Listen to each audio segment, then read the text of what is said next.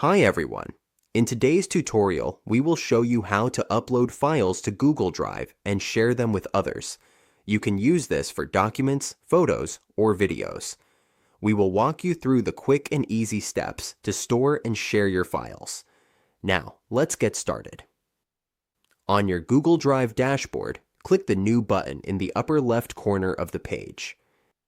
Next, select File Upload or Folder Upload. Since we are uploading a file, let's click File Upload and browse to your files. Here, we will upload this photo. We will go ahead and upload it now. Once the file is uploaded, right-click on it and select Share. A small window will appear. From here, we will change the general access to anyone with the link, so we can share it with anyone we choose. They will be able to open it anytime using the link we provide. Go ahead and set it to anyone with the link. Once that's done, copy the link and then click Done. Now, send that link to others so they can open the file on their computer or mobile device. To confirm the link works, paste it into a browser and open it. Wait for it to load.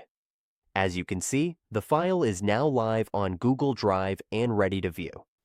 And that's it. The file is now uploaded and shared on Google Drive.